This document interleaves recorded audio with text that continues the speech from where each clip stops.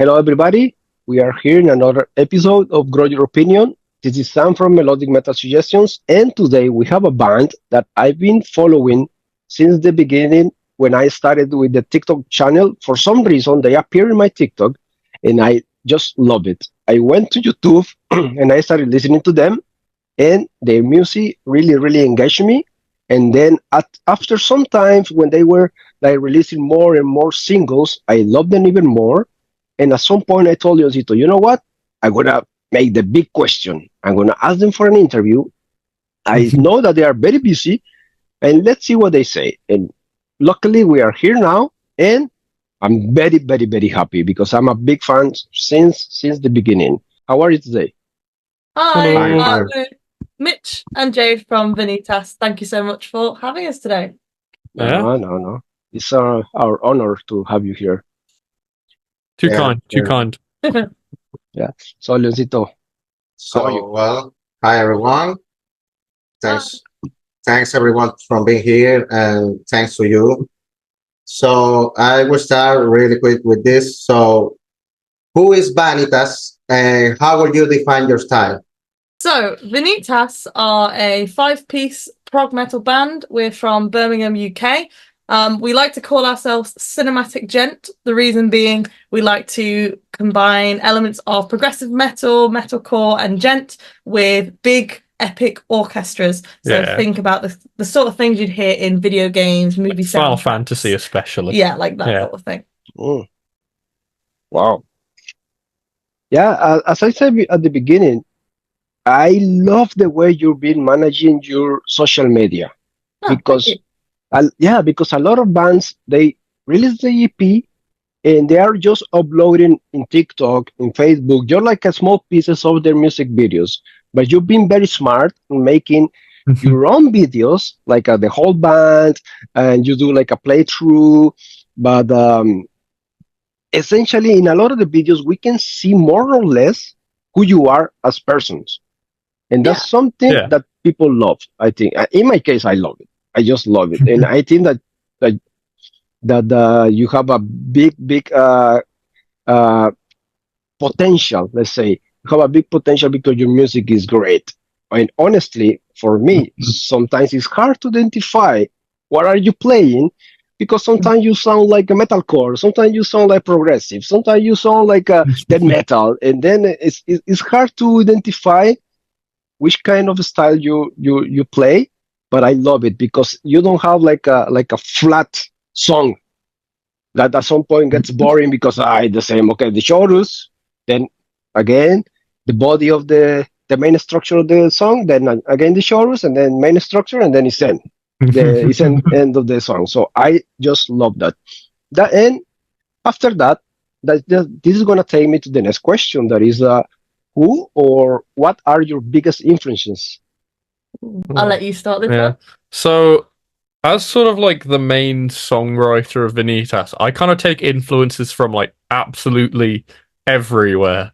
So, like some great examples off the top of my head is I'm a big old fan of gent. So like bands like Periphery and Monuments, they're a big inspiration. But also like one of the Periphery guitarists has a side project called Haunted Shores, and that's probably my most gigantic inspiration because like I'm a big fan of like a lot of European metal, like melodic death metal, like In Flames, At the Gates, or like black metal, like Emperor and Dissection. And Haunted Shores kind of showed me that you can kind of merge a lot of these things, and I was like, okay, I'm just going to merge more. So like if I was to say some of the biggest influences for me with Vanitas, it would be like Opeth, Periphery, Dissection, In Flames, and then Nobuo Uematsu, who is the composer for 90% of the Final Fantasy games.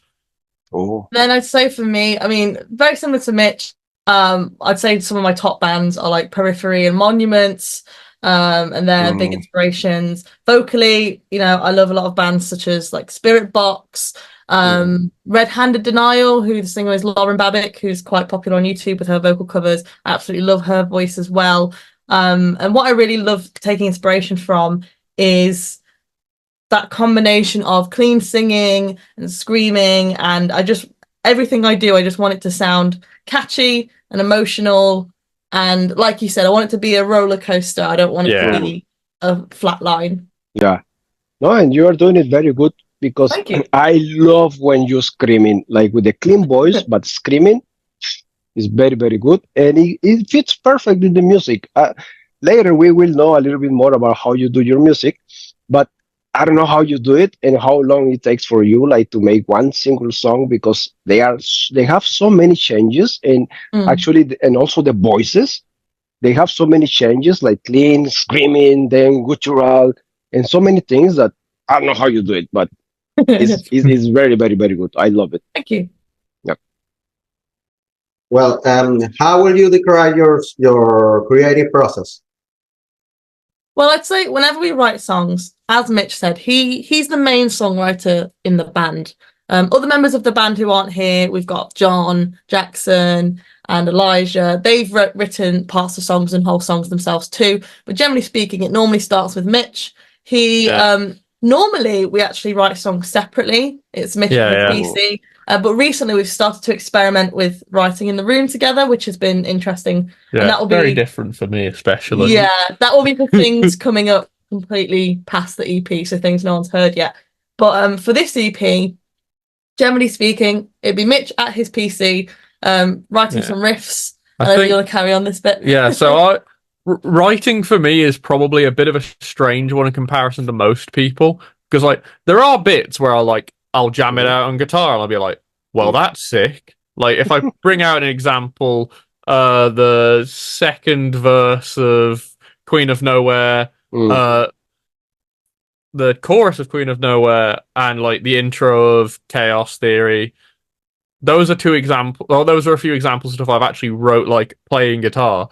But like, to be honest, 90% of our music comes from a place of there's a program called Guitar Pro where you can write literally whatever, and even if I can write ideas I can't play at the moment. Like if I think of something, I can just tab it out and go, all right, it's in MIDI, so it sounds like it's from the 90s Doom game, but does the vibe sound right? And I'm like, okay, if it sounds good, I'm rolling with it. I don't want to be like held back by like what I can physically play at the moment. Like if I put out a riff that was wrote like that, one of our songs, Ventum, has a very shreddy riff in it just before the second chorus.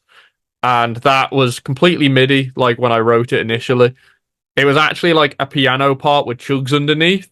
And then I was like, no, this needs to be a riff. And I was like, I'm going to hate myself for this. And then halfway through the riff, it changes to like a disjointed rhythm version of the riff.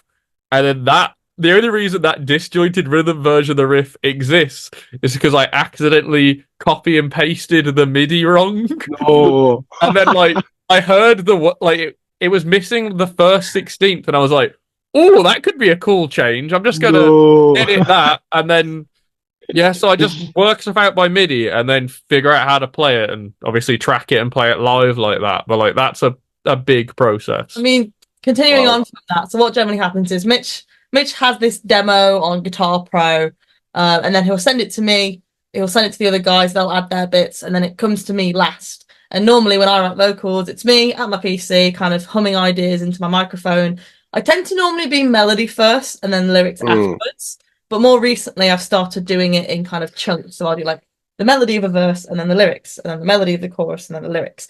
And generally speaking, when I'm writing a song, I'll try and draw from my own personal experiences, but then make it sound sort of larger than life and dramatic. And similar to Mitch, what I like to do a lot of the time is sort of sing ideas that are quite difficult that I maybe haven't figured out how to do yet, and then I figure out how to do them later. So the song Mitch mentioned, Ventum, is a good example of that, because that was the first ever VANITAS song I properly screamed on. And when I actually wrote that song, I actually couldn't scream yet. So what I did when I was tracking the demo is I literally just recorded scream here, and then that was it. And then sort of just did it on a whim in the studio, and it worked out.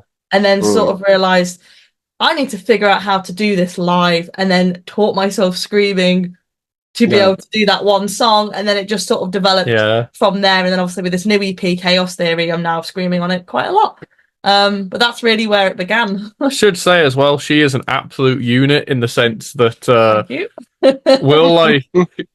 I, Yeah. I will take probably a couple of months finishing a song sometimes, and then like pretty much irregardless, if I've taken a month or like a week or whatever, Jade will have it and have all the vocals done in a night, and it's just like, Most of the time. God damn, I need to speed up. Well, it's his fault because a lot of the time, if we're working to deadlines of okay, we need another song written, he will take ages, and then it's like, okay, well, the deadline's tomorrow, so I've got today to finish the vocals. Yeah. Wow.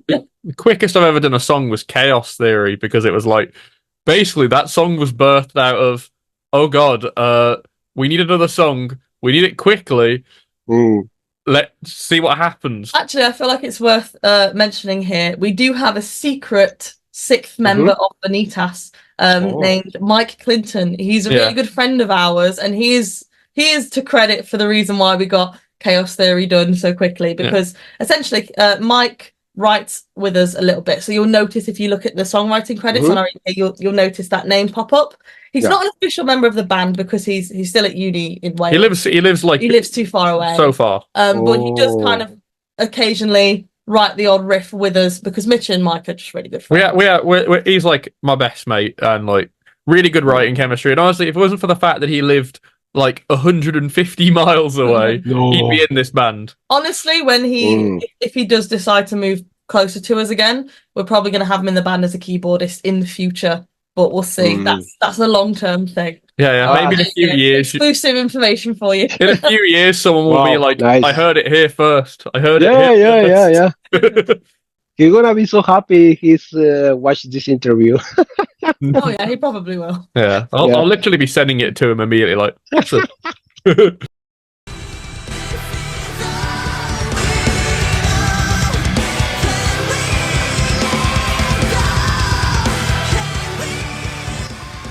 So at the end, when you are creating the music, do you at some point think a little bit on what she will have to do with the lyrics, or is like, okay, now it's your problem.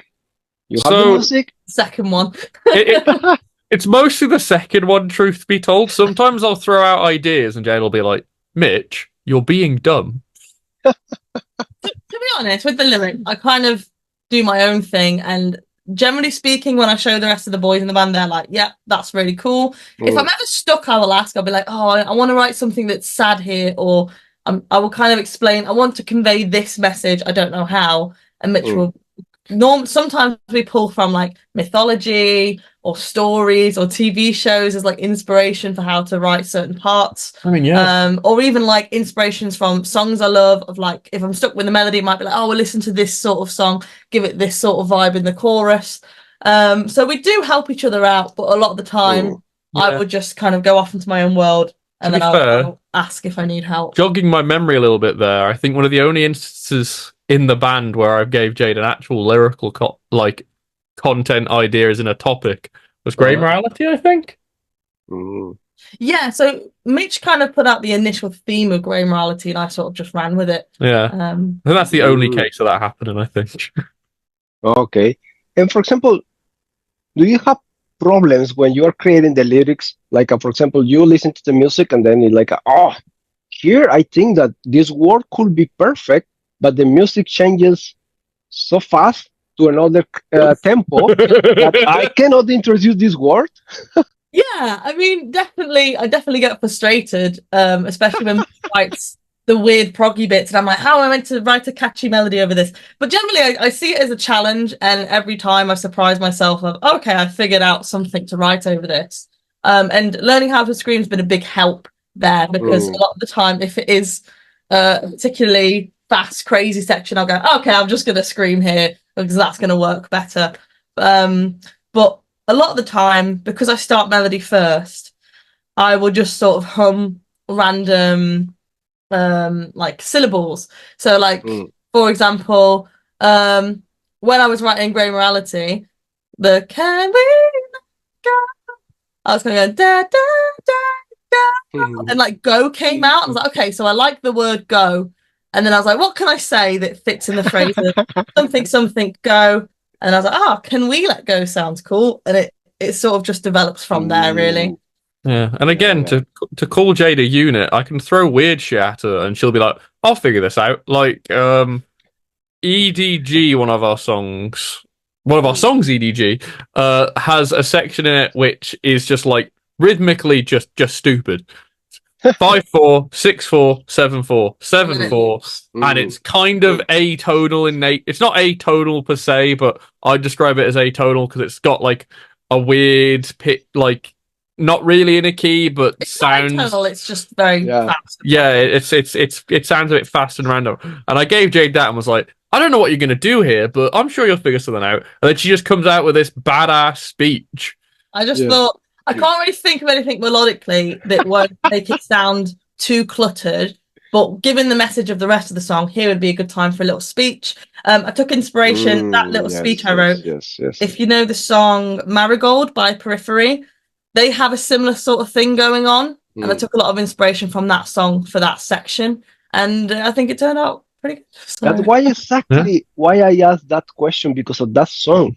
It has so many changes that it's like, oh man, this is gonna be hard. It's amazing. I like that on purpose though, because that song's kind of all about being stuck in the hamster wheel and like working constantly and feeling burnt out, overworked, stressed. But then the chorus is the idea of it's uplifting and hold on, take a moment, look at the beautiful sunshine in the sky and remember that everything's okay. So I think the extreme contrast works lyrically because you've got the screamy verses of, oh, I can't do this anymore, it's so stressful. And then the chorus is, hold on, everything's okay. And it's quite floaty and nice. So, and then the bridge is kind of like, why are we overworked? Because of the man and they're overworking us. And then it all sort of ties together eventually. I should say as well that EDG has my second favourite vocal moment on the entire EP. In the second verse when, it's just going stupidly heavy and there's like a gong, gong, gong, gong, gong, gong on guitar. It's like, you're coming to death from me, or something like that. It's like... Good impression. Yeah, it's like, every time I hear it, like, when we played it live, I can't help but grin with like that's so fucking cool energy. But at the same time, it's ridiculous that Jade was like, oh, I'm gonna do that, and I'm like, that's insane. Our cat has just appeared and is meowing at me. This sounds amazing, man. I was listening before early, and that song. Here she is. Cat reveal. Michi. You might have seen her in a few videos. Her name's Salsa. Yeah. EDG is a mental one. I've seen all your videos in TikTok, and they are so funny. Actually, they are very funny. That's why I'm telling you, like, you're doing a very good job with the social media. Like, I haven't seen it with so many with other bands. I don't know why they're not doing it. I don't know why, but we just try and have fun with it. No, you're doing good. You're doing good. And so the question now is like, do you have like a line or a topic for your lyrics? Like, or do you have like, okay, my limit is here, and we are not gonna talk about like very dark lyrics or like gore lyrics, or do you have something like that? I wouldn't say I have a limit. I just I try and make sure it's something I can emotionally connect to and that the band can as well. Because obviously I want to make sure when I'm performing that it's genuine, it's so generally speaking, I'll take inspiration from stories in my own life compared with kind of maybe a little bit of what's going on in the world, and then in VANITAS fashion I'll just make it sound theatrical, right? So a good example is that EDG chorus again. So the chorus is, don't you see the beauty in the breeze, life in all simplicity? And the idea is that if you stop and just look and appreciate the small things. Now, what was really happening when I wrote that song lyrically is I was really stressed about some work stuff and about the band stuff. And I decided to go to the shop, and I had a look in the food shop at just the offers and the deals in, I mean, there's a supermarket in the UK. This is really embarrassing. There's a supermarket in the UK called B&M. And I was stressed about lots of things. And I was like, I'm just going to go to B&M. And I was in B&M looking at the deals on the pop noodles. But the problem is, if that doesn't sound very cool in a metal song. Where it's the beauty and the breeze, that sounds much cooler. So essentially, I just take like real life things, but then make them more epic and cool. And then they turn out a certain The way. Beauty and the Noodle wouldn't hit as hard. No, the deals in B&M doesn't sound as cool, so you gotta twist it around. But yeah, I wouldn't say there's a limit. It's just however I Whatever feel. you feel. And I like the freedom of just going, I want to write a song about this. I mean, don't get me wrong, I will happily kind of bury things in metaphors if I need to, but there's always a truth to everything I'm singing. Do they ever correct you? Like, don't say that, or don't talk about that, or change this word? Honestly, I'm kind of the boss. So the boys just sort of trust me.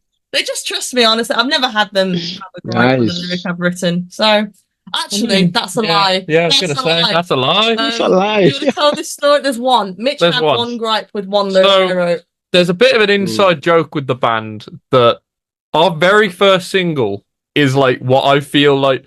It sounds bad saying this in a way because you don't want to peek off the bat, but to me, our very first single is like the best thing I've ever wrote because it kind of incorporates everything I love about music. He really likes that first song that we did. Yeah, it's absolutely like a 10 out of 10 from my own perspective, and I wrote 10 out of 10s from my own perspective since, but that one it's like the first time I ever wrote something where I was like, I love this. I actually am fully in love with this song. So it holds a special place in my heart. And Chaos Theory, without going too in depth on its lyrical contents, quite a depressing song. To be honest, essentially, it's a song about depression. It's about negative thoughts and feeling really low. And so when I was writing the bridge, originally, I was going to do a callback to Ghost of the Coast because the bridge of Ghost of the Coast is the chorus of Ghost of the Coast is, and now I see a grand illusion stands before me, but I will not fall, I will not falter. It's about kind of I'm going to carry on anyway. Whereas for the bridge of Chaos Theory, I was going to flip that idea on its head and say I'm not carrying on, I'm done. So I was going to, in that bridge, bring back the Ghost of the Coast lyrics as a reference. So the bit that goes, excuse my random singing, and I'm sorry I'm not who I was before. That bit was originally going to be, and now I say, I was going to bring that bit back. But then when I showed Mitch, he was like, no, that's too depressing. You can't take our like really uplifting, hopeful song and ruin it. So I was like, okay, I'll write something different there. But I like what I wrote the second time. And actually, I'm glad he pulled me up on that because I was just in a really bad headspace when I wrote it. And I think now that I'm in a better headspace, I think I would have regretted it if I did that. So I'm glad I changed the lyrics. Yeah, that's literally the only time we've had a lyrical disagreement. Yeah, literally the only time. There's moments where I've like joked about Jade's lyrics because I record our vocals with Jade. We record them in the wardrobe over there, and it's me standing in the wardrobe because the clothes help the. I very much enjoy taking just phrases or words completely out of context and just sending them Jade without any context. And then he'll send them to our mixing engineer too, and they'll have a good laugh about it. Yeah, so it'll just be like a 3-second clip where like I'm sure we've all seen those videos where like you can mishear lyrics by just seeing a word at the same time as hearing a lyrics sung. And I very much enjoy making misheard lyrics out of games. One of my favourite misheard lyrics is in our song off the EP, Lies. We have a running joke because our other guitarist is called Elijah. We often call him. We just say Lige. We're like, oh, Lige, come here. So instead of Lies, we sing Lige, you've eaten all the pies, and we have like our little, just a slow. We have like our own little parody version that we sing to ourselves. Yeah, very much tell I'm never going to be the vocalist in this band. But from right that moment there, I'm surprised you sound. You already do enough. Yeah, you do plenty, don't worry. Yeah. Leave something for the rest. No, very nice, very nice. Okay, so guys, what is the biggest obstacle that you have to face to get what you are now? Ooh, so many obstacles. It's just more. It's a lot of tiny obstacles constantly, more than one big one. For example, trying to think of examples of obstacles we've had. We've had like tech break on us. We've had like we run our set up digitally when we perform live, and we run it all off a laptop with a backing track. We've had the laptop we use die on us, and that's like hundreds and hundreds of pounds to replace that we don't have. We've had what else have we had? Trying to think of examples. We've had obviously struggles in the band, just balancing. We all work day jobs, just balancing our day jobs with the band, getting everyone on the same page. I'm sure any band will tell you that trying to get a group of 4 or 5 people in a band to do the same thing at the same time is sometimes like herding cats. But we're very blessed to have a pretty on it. All of our lineup, we're pretty on it. We're all good, really good friends. Yeah, we get on really well. Writing the songs has been an obstacle, and that sounds stupid because as a band, that's the main thing you should be doing is writing songs. But like he said, just being slow to write songs, and we have to actually get to build up the momentum we wanted to have. Like you said, on social media and things, you just have to be dropping singles consistently in 2024. But we got there. That is our biggest obstacle. Every time we've gone into releasing music, we've gone, all right, guys, we're going to make sure we have songs in advance once. And then it just doesn't happen because we're all perfectionists. So, like, probably a fault. Yeah. Like, I will spend probably too much time sometimes on, like, one note going, this note doesn't, like, fall right in like, this sequence of notes. It pains me because I'll be the one saying, that's a great song, Mitch. Can I write vocals to it? It's like, no, it's not done yet. I'm like, why? It's already 3 minutes long. Oh, I want to make it 7 minutes long. Rock band. I never set out to make in my head. I'm like, all right, this song needs. I have an image of the song in my head, and I'm like, all right, I think it should go here and here and here and here and here. And until I have all those pieces assembled, it doesn't feel finished. So it can sound like a conventional song, but if it doesn't have the pieces that make all of the song go together, then it's like, if I try and do an analogy here, in my opinion, all of our songs are like, full color HD pictures, and like, a song might be like structurally considered complete by some people, but to me it's missing all of the color. Like, it's a picture, but it's missing the color because there's not those spicy bits that add everything together. Yeah. Yeah,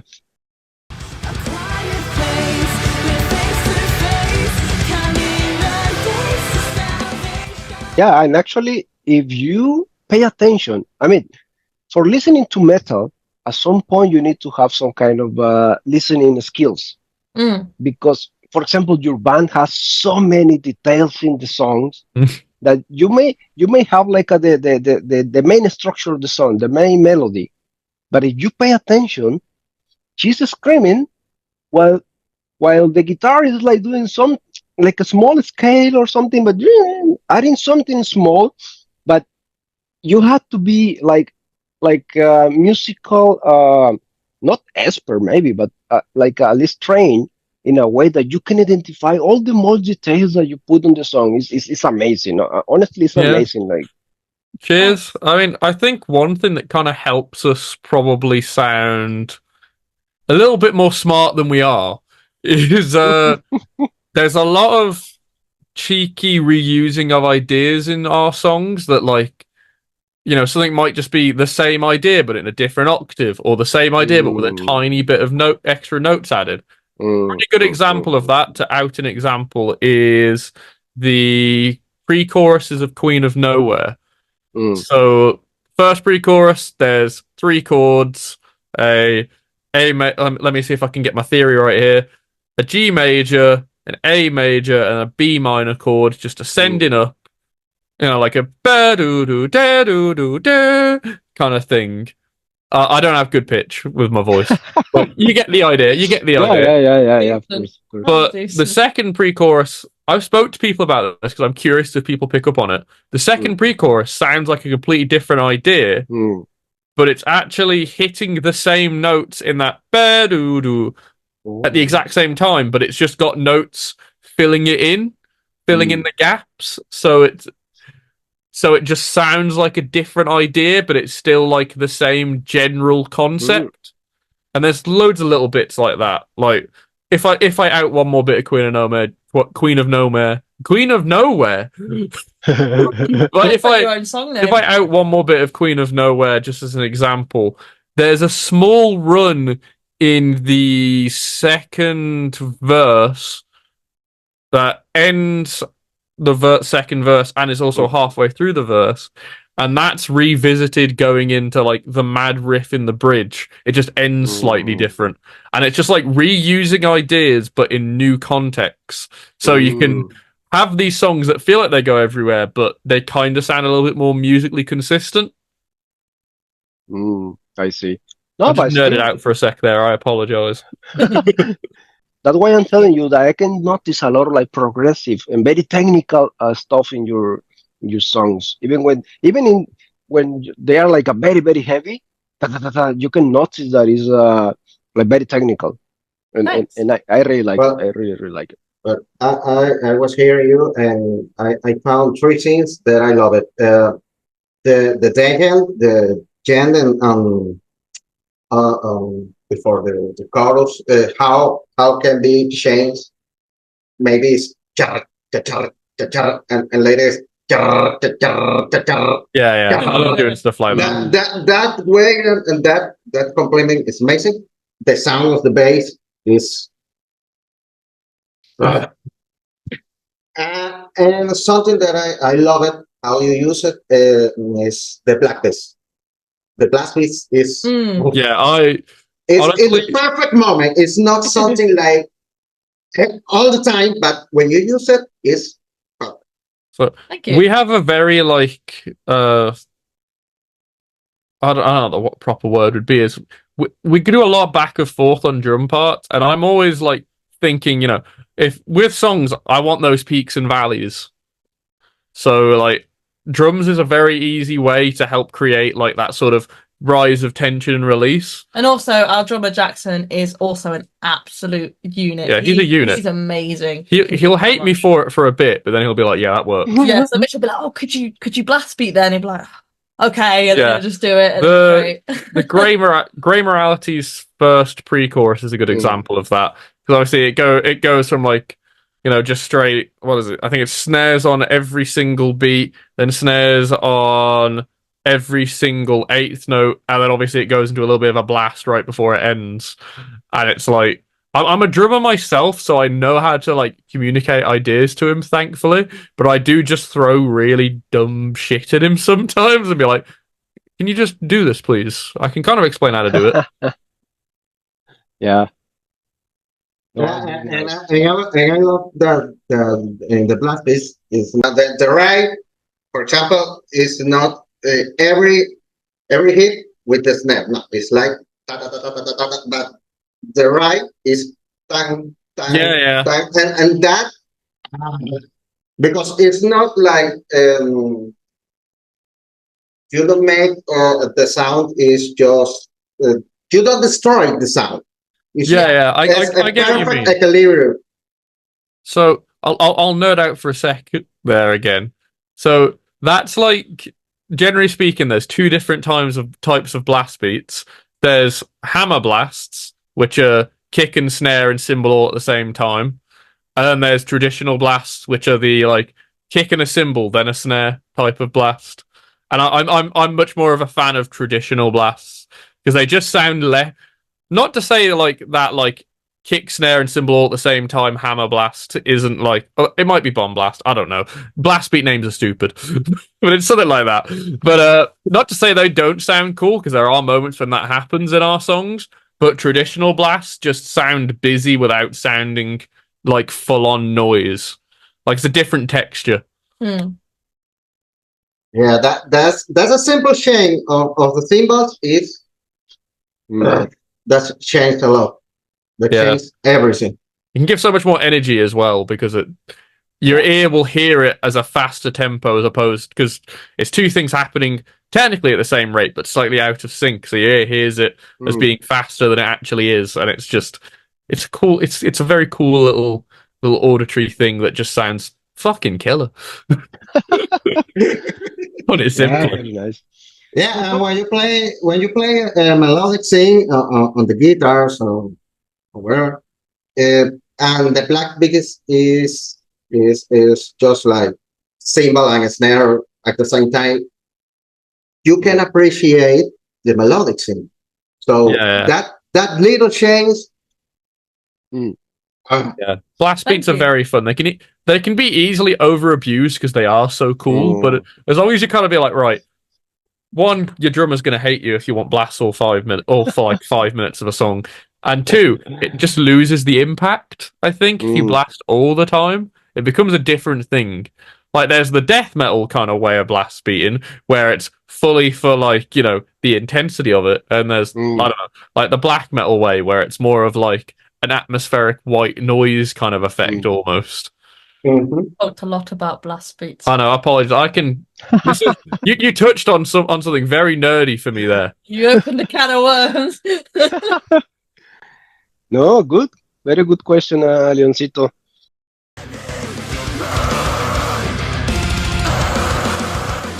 And I have a new question for you guys. Okay. I think that you've been very busy, like playing everywhere. So, do you have like a special concert, a special gig that you remember that is very, very special for you as a band, or even in an individual way? I mean, the most obvious one that we have to talk about is our EP launch show. Yeah. So we released the EP on the 2nd of August, and then on the 3rd of August we had our launch show in our hometown Birmingham, and it was an absolutely packed room. We had kind of all our friends there as well. We organised and ran the gig ourselves too, so we got to pick the bands on the lineup to join us, and we just kind of picked all the bands that we thought would doing really well in our area and that we're just good friends with. But it was really special because it was just a dream. It was everything we could have asked for. We had people singing our lyrics back at us. We had like big mosh pits. We had headbanging. We had I even did a little ballad in the middle of the set of one of our older songs, but I did like a reimagined orchestral version of it. And we had people like with the phone torches waving. We had people like literally everything from dancing, singing, moshing to crying. Like we had the whole plethora of emotions, and that's always what I'm trying to strive for at our shows. I mean, I'm a bit of a theatre kid at heart. I used to do a lot of musical theatre, and I want a concert to feel like a show with like a start, a middle, and end, highs and lows. You want the really heavy, angry stuff. You want the sad, slow ballad. You want the uplifting, hopeful, energetic part. You want the dancey part. And I think we managed to design our set for the EP launcher in a way that just sort of hit all of those points. And luckily no technical issues either. Like it was all good. It was good. I suppose that would be my natural answer as well. But to answer to probably my second favorite gig, probably when we opened for a band called Galactic Empire. So they, to summarize them very quickly, they dress in legally distinct Star Wars inspired outfits. Yeah, just enough to not get Disney just enough to get knocking on their door. Yeah, and play prog metaled up versions of the Star Wars soundtrack. No, we're all big nerds, and they're like quite a big American touring band. So when we got the email like, "Do you want to open for Galactic Empire?" we was like, yeah, and I was like, it was at a venue called the Asylum in Birmingham, which is the biggest independent venue. So I think it's about 700 capacity. So it was a big show for us.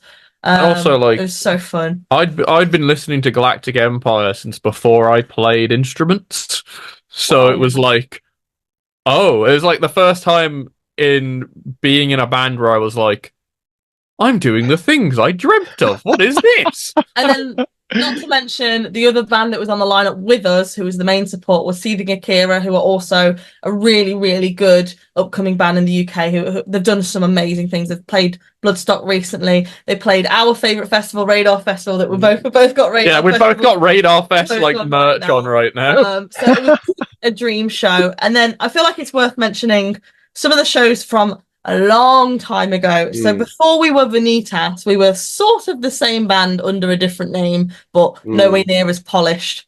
Called Verb the Noun. So it was kind of still Vanitas, but we were a lot younger. A lot of it was silly. Yeah. Very silly. We essentially we decided when we graduated uni and became a bit more mature, we rebranded a little bit. Yeah. But when we was in that sort of old lineup, we also got the pleasure of opening for Monuments, who, as we said, are massive inspirations. Yeah, And we yeah. even played with Voyager, who was they were in Eurovision as Australia, and we opened for their gig. This was years ago in 2019. Yeah. But that was kind of, again, it was a crazy moment for us, but we were almost too young and naive to realize how big of a deal it was, if you get me. We were just kind of like, so like the Monument show was really funny because at the time we had a song that had a riff in it that was quite similar to a Monuments riff. By accident. It was very close. When you write from your inspirations and it turns out a bit similar. It was a complete accident, but we sort of jokingly said, well, it doesn't matter. It's not like we're going to be gigging with Monuments anytime soon. And then we just got the email the day after, like, do you want to open the show? It's like we summoned it. Wow. But yeah, I've had so many good gigs over the years, not just sort of the big ones. Like a lot of the time it's to do with the vibe of the crowd on the night. And when you just get people come up to you after the show. Some of my favorite shows have been, ever since doing the TikTok account, obviously how you found us, we've had a lot of people come to shows because of our TikTok account and because they found us on TikTok. And I'll shout out one particular fan, Simon, if you're watching this. So our good pal Simon found us on TikTok. He's from Newcastle, which is probably at least a 3-4 hour drive from Birmingham. And he came all the way down to our show in Birmingham, got a hotel for the night, like just to see us, which that's a big deal to me because, you know, that's a lot of money and time and effort. And he was at the front.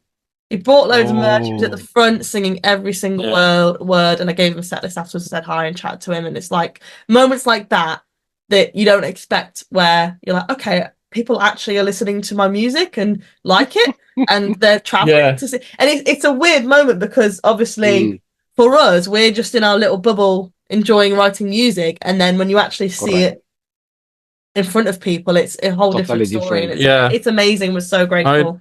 To mention one other thing then, because to be fair, Jade's reminded me of probably one of my favourite moments of meeting someone that like I didn't know prior to the band, who came purely to see our band. There's a guy who we have now lovingly named Tesco Bag Carl. Shout out to Carl and Simon. And we met Tesco Bag Carl. We were playing a gig in Bristol. Yeah, a gig in Bristol.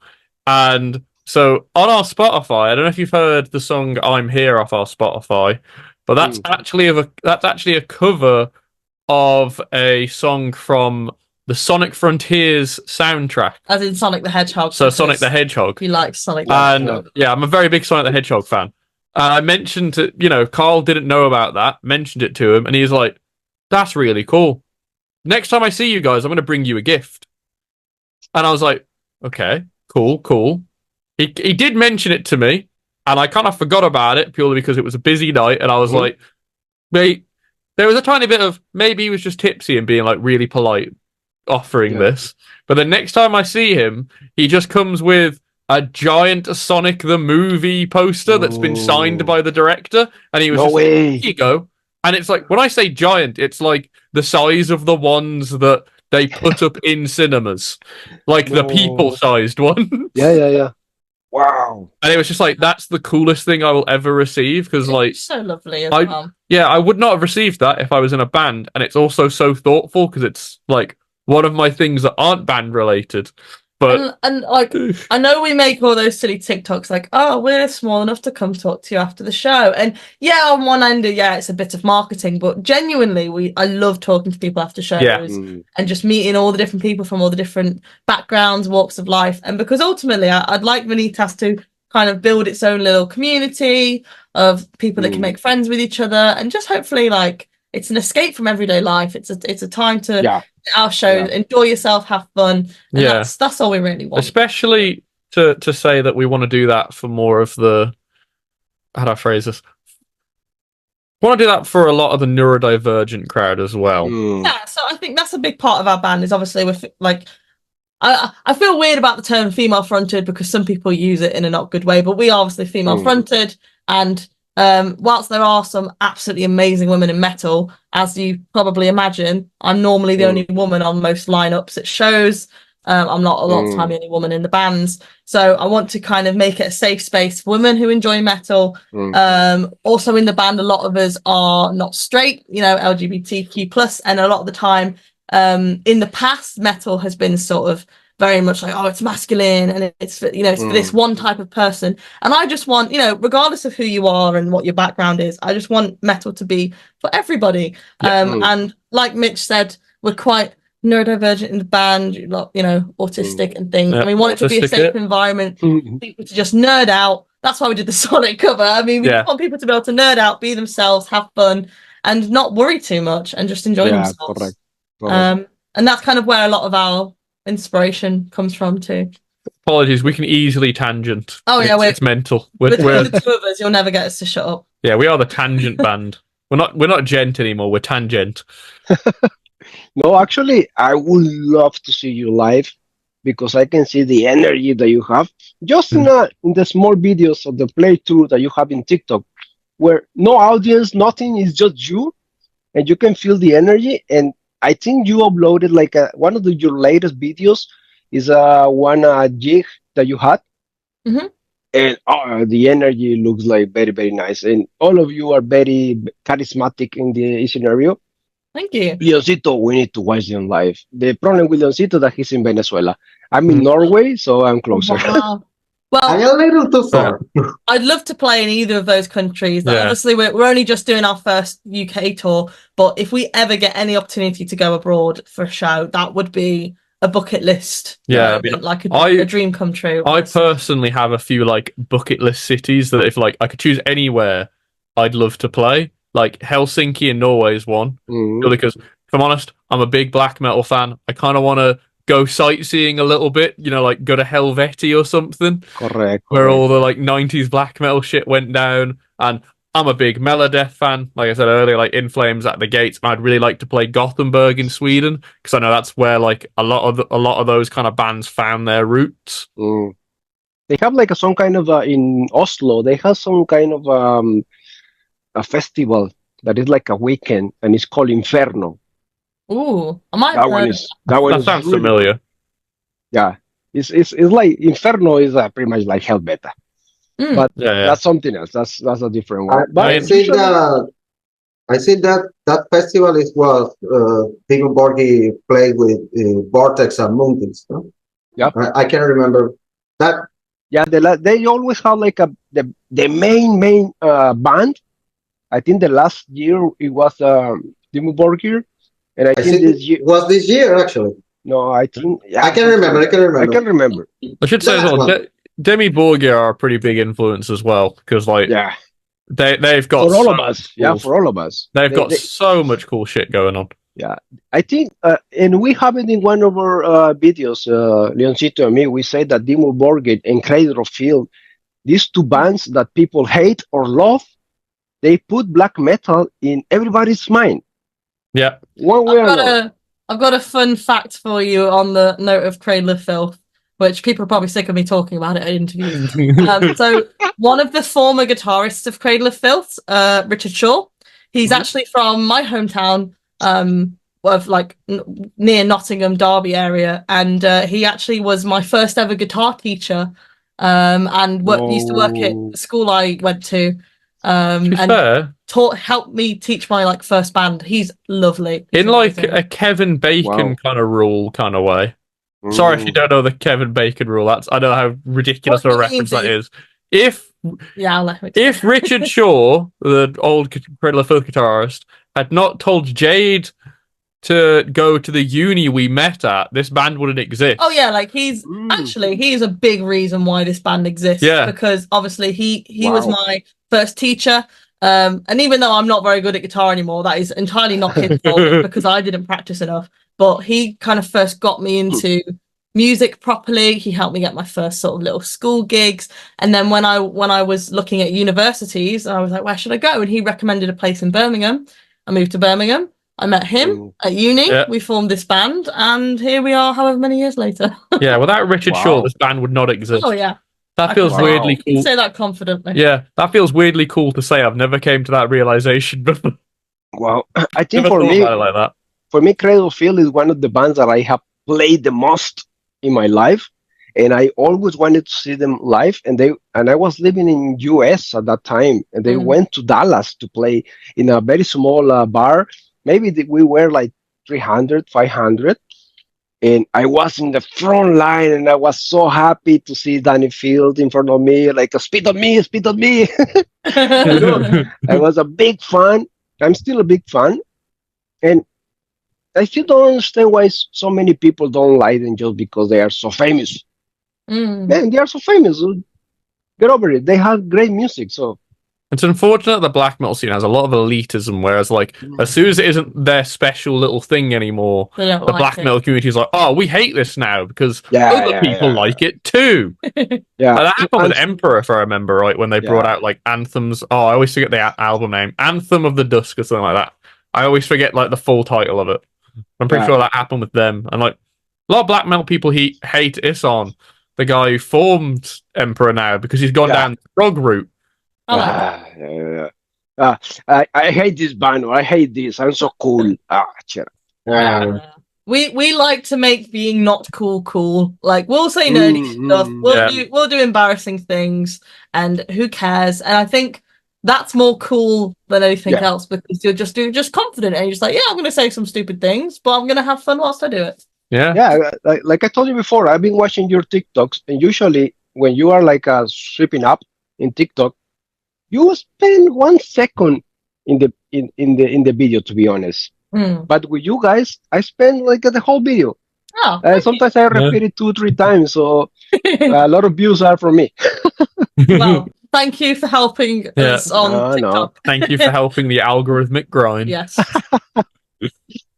No, I think you're doing a great job. Not only musical, but in social media.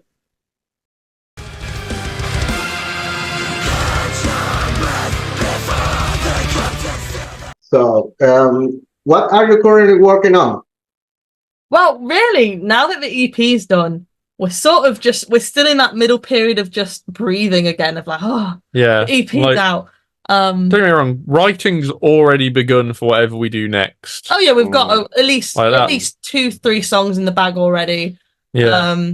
But at the moment, we're mainly just focusing on our tour and getting all the kind of logistic prep done for that. Nobody tells you when you join a metal band how much time you spend just sending emails and doing admin and boring things. But honestly, that's kind of what we're doing right now, is just getting this tour ready. I will probably say that the EP isn't the last thing you'll hear from Vanitas this year. But other than saying that it's going to be something that like 90% of people probably won't expect, that's all I'll say on that. No spoilers. But we've always got like 6 months ahead roughly planned at any one time. Especially recently, since being with our manager, Scott, who's amazing. Since being with him, we always have like the next 6 months roughly planned. So like back in January, we knew we was dropping this EP. We had some of the songs written. Again, that goes back to our earlier obstacle of we need to write songs faster. But so like the Queen of Nowhere music video you've seen, and a lot of the videos that you've been seeing on TikTok, they were all filmed back in April when we filmed the music video. And we're only just now posting them. So a lot of the time when you see the video, it was prepared and edited and filmed like a few months earlier. Any TikTok you see, unless it's like recent live footage, 9 times out of 10 is probably a month old at that point. Not always. So like obviously if we're doing like a talking head video, like a lot of the time we're at a gig, we'll do a video. But that's why we're able to post so much, because we plan ahead a lot. You know? We'd make things in advance, we make things on the spot. It's a good mix. So since you are moving a lot, this is a very important question. Maybe you thought about it, maybe not. But where would you like to be in the next 3, 5, 10 years? Okay. Next 3 years, I'd like to be playing Sophie Stage.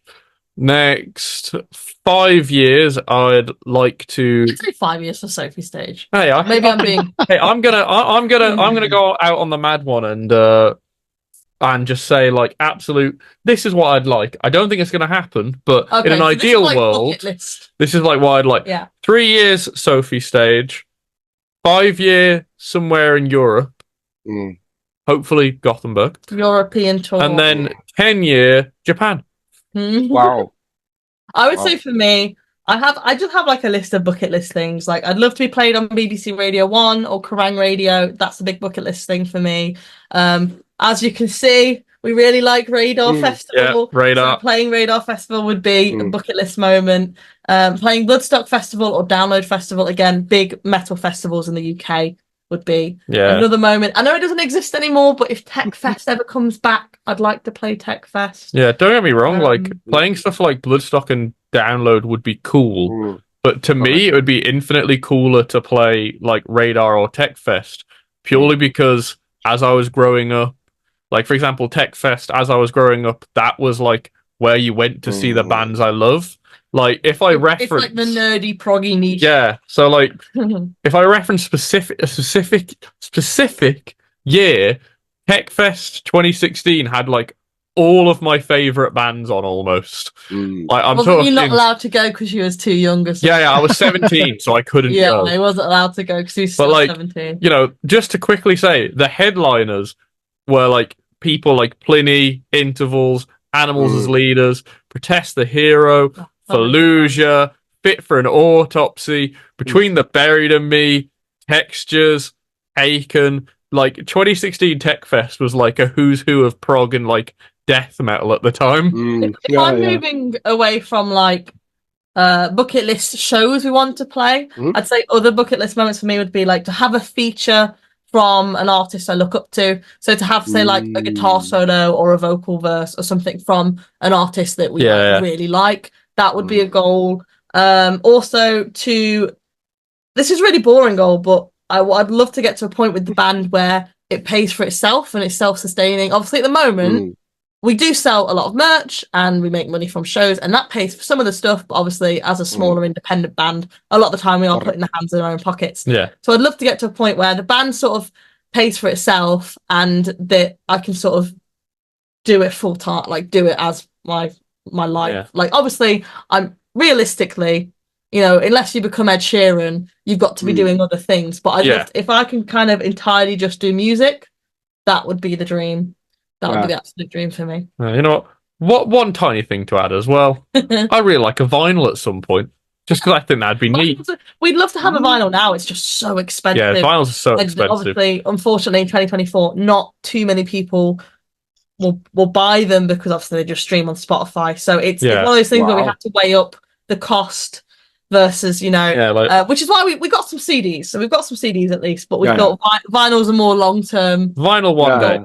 Just because listening on vinyl is a different experience. Like I love going, I'm going to listen to an album. Let's just throw on a Queen album on vinyl. He loves Queen, by the way. I actually love Queen too. Or throw on like, I can't, like Death, for example.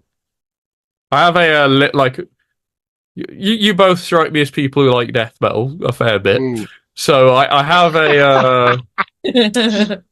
I can't believe I'm now forgetting the name of the album. Give me a moment. Fake fan over here. Fake fan. I have a limited 500 vinyl pressing of The Sound of Perseverance from Death. That's like in white marble, and it's like the first like new vinyl I got that wasn't used from a charity shop, and I cherish it very much. Like I was so used to like tattered Queen vinyls, and then all of a sudden I get this like fancy as fuck white marble Death album, and I'm like, yes. Yeah. I remember when I was a kid, I loved my Michael Jackson Thriller vinyl. Oh my God, that was a treasure for me. I was keeping that. I was playing it, put it back in the box, and keep it in my room. Like I never put it with the rest of them. Like I was a big fan of that. And I'm much older than all of you, I think. So I grew up with the vinyl, so it was a very good experience. At least for me, it was very amazing to see all the changes, you know, like from the vinyls to cassettes, then CDs, then the Walkman, then the iPods, and all these. I remember like MP3 players where they fit only 12 songs. So you have to be very, to be very selective with which song that you're gonna save there, and the next day change them or something like that. And now you can save like thousands those songs is amazing. It's mental. The amount music's changed, especially in the last 20 years, is like astronomical. I mean, well, I say 20, my God, I'm thinking we're in 2010s. Last 30. We'll say last 30. Last 30, you know, cassette to CD, and then Napster came along, and Napster changed the entire industry forever. Yes. Yeah. It's mental to think. Yeah. It was crazy. It was crazy to see all that in an age that I was conscious enough like to understand what was going on. I mean, you're especially like kind of like, obviously we kind of witnessed it a little bit, but you're like lucky in the sense of like, you know, like if we go on about like the 30s to 70s, for example, they still just had vinyl. And then all of a sudden there was just tech boom, then tech boom, then tech boom. And it's like, in a way, it's really cool to think because, like, you know, 50 years ago, you know, buy a vinyl, and that's your, like, how expensive vinyls were back then. You're like, you know, yeah, you can get a few, but like that's your stuff. And now for like the equivalent of one vinyl back then, you can get access to the entire world's music now. Crazy. It is mental. Correct. Yeah, it is. Yeah.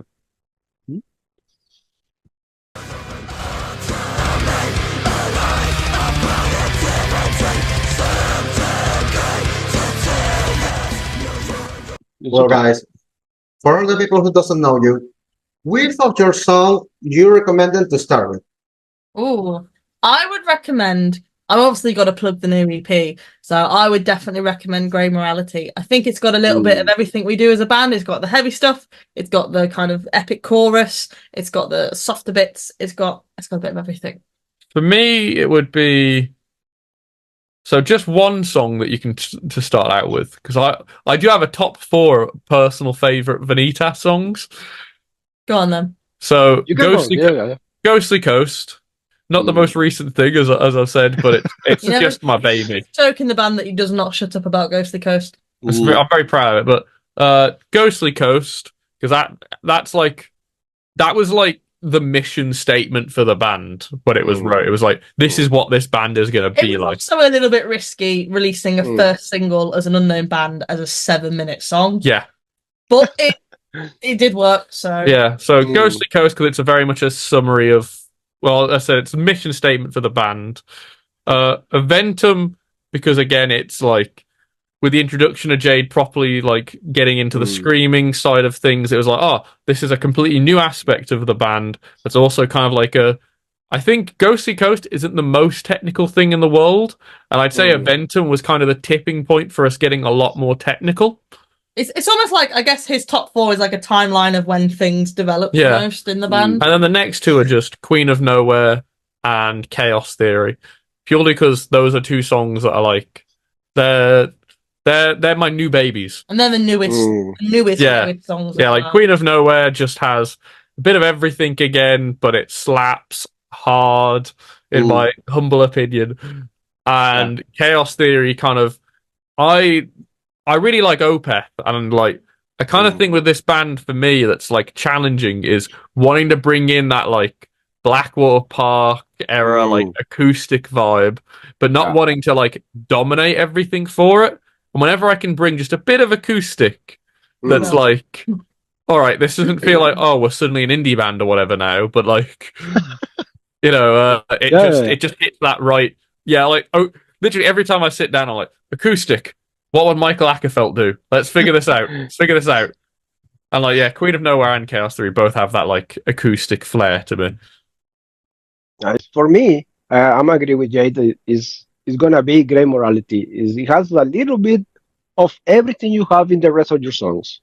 And I really, really love it. And the video is really good. That video is so fun to film. Obviously, it's all the purple goo. I don't know if you saw the behind the scenes, but what you might not know, the purple goo was actually red. Yeah. Because when we filmed it, we didn't know we was going to go with this whole purple theme for the EP. So what it actually was is, so Elijah in the band, the guitarist, his girlfriend Jodie, who is a good friend of all of ours, and we hang out with her a lot. She used to work in like special effects, and she said the best way to do fake blood was golden syrup and red food dye. So in that music video, it's golden syrup, red food dye, so it was really sticky, and horrible. And obviously they're all like wiping it on me. So by the end of the video shoot, my hair was just stuck to my head. I had like, and then obviously I had the flowers I was ripping up. So there was just like leaves stuck to me. I was a mess. Yeah. And then basically our videographer, who's also our manager, because he does both those things. And it was funny because we was talking about the branding for the EP and going, yeah, purple. Let's do everything purple. Because, you know, I forgot why, we just decided purple. And then he was like, so you're telling me I've got to go back and edit this whole music video to be purple? I'm like, yes, please. Wow. He did. So we was, luckily, I was kind of too scared to say it. I was like, oh, it'd be good if it was purple. He was like, don't worry, I'll edit it purple for you. I was like, thank you. And yeah. But for example, your outfit usually is the purple one. Who came first, your outfit or Grey Morality video? Oh, Grey Morality video. Yeah. Oh, then you take the purple from there. Yeah, so when like I said, when we filmed it, it was red. It wasn't purple at all. Then we decided purple.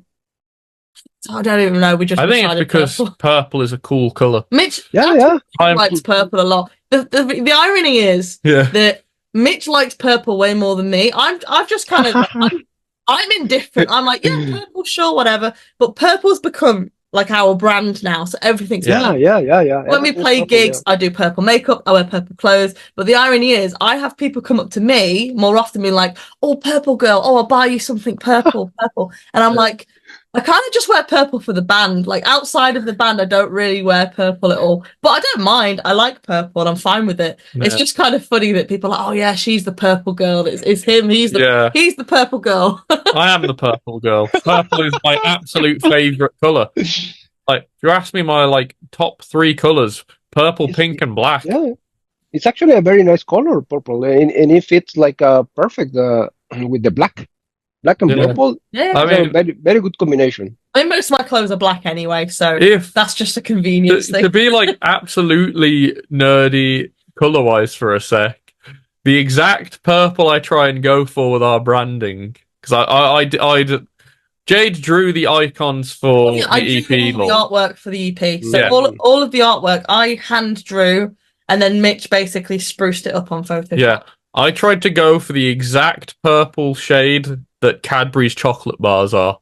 Because I think that is the coolest sponsor. I think that's the coolest shade of purple. Live really close to the Cadbury's factory. Yeah. So wow. Brand deal. Yeah, brand deal, please. Let's do a music video in the Cadbury's chocolate factory. That would be funny. There you go. That's another thing to add to the bucket list. Yeah. I think you even have these chairs, the purple ones, right? Oh, I love it. Yeah, we design all of our own merch and print all of our own merch as well. The new shirts you might have seen, our drummer Jackson designed as well. And then me and Mitch, you might have seen in some of the videos, we literally, in our shed, we have heat presses and we print them ourselves and then wrap them up. And Oh, nice. Good. Very DIY band for the most part. Do everything ourselves. Then get very tired and go, why did we do this? And then we see all the lovely fans and all the lovely comments and go, that's why we did this. Yeah. I'm happy now. Yeah. No, again, you're doing an excellent job. Thank you. I think, and in like we said before, in this era, you just need something more than talent. You need something more than music. You have to connect with the people. Yeah. And I think you are doing a very, very good job. And I think we will see you very, very, very soon somewhere up there. Hopefully. We'll keep trying our best. Yeah. To be fair, I want to try and, if everything goes to plan in my own head, I want to try and push for us to try and go to Helsinki in a couple of years. Because a fun tidbit obviously our largest listener base is the UK. But our second biggest is Helsinki. Yeah, specifically Helsinki. Correct. We've got on our Spotify. It's the UK. Then it's between Helsinki and Germany. I think Germany might have overtaken it now, and then the US. And then we've got a lot of Greek fans as well. But that's because we're on a lot of Greek. There's this one metal core kind of company that do a lot of playlists that has put us on a few times. So we've got quite a lot of. So that's enough for a European tour. We've got Helsinki. We've got Germany, Greece. One day. We've got a few places. Yeah, actually, in my TikTok, I have a lot of followers from Finland. A lot. Oh wow, awesome. Yeah. Most of them are from Finland, and most of the interviews that we had done are Finnish bands. Well, maybe Finland as well. We'd love to go there. Yeah. I mean, they're all places where metal is very popular, so it would make sense. Yeah. They are very good at making melodic music. They are probably the kings of melodic music. Fully agreed. Just there's something in European water that makes everyone instantly better at melody. Yeah. Like European metal, the most melodic. All the best pop songwriters, 9 times out of 10, come from Europe. Yeah, Like there's something in the water or something. I'm jealous. So jealous. Yeah. No, okay, so we're gonna start closing this. Last words. Last words. We would say, hi, we're VANITAS. If you want to know what we're about, go listen to our new EP, Chaos Theory. And if you're in the UK, you can catch us on tour this autumn. And thanks for listening, and hopefully see you soon. When in doubt, www.vanitasband.com. And your social network? And we are at VANITAS Band on everything. Okay. All right. So, guys, please remember to subscribe to our channel, give us a like, see all the previous interviews that we used to do. So, enjoy. We will check it out. And what we do as well is we have a playlist on our YouTube of like all of our interviews. So as soon as you upload it, we'll add it to our channel playlist too, to make it easier to find for our fans. Nice. Yeah, and for me, again, I'm very happy to have you here. It's been lovely chatting. Yeah. We I think we can just continue. Oh, Because it's been Especially me. No, I love talking, but when we do the interviews to the bands, we let you talk. You know, this is something for you. This is not for us. But Leoncito can tell you, I always talk. I never stop. Like out of the camera, when it's not the interview, you can see that we're gonna be fighting Mission and me, like who's gonna take the award, because I think both of us we talk a lot. But that's very, very nice. I think we have new friends, Leoncito, and I'm very proud, honestly, very honored to have you here because I became a fan of you in the beginning. I think you have a very, very big potential to become great. And also, you have a great charisma. And now that we know you a little bit more, that as a person, and now I can realize that you are exactly the same kind of people that you show in your TikTok. Like you show like a very friendly people,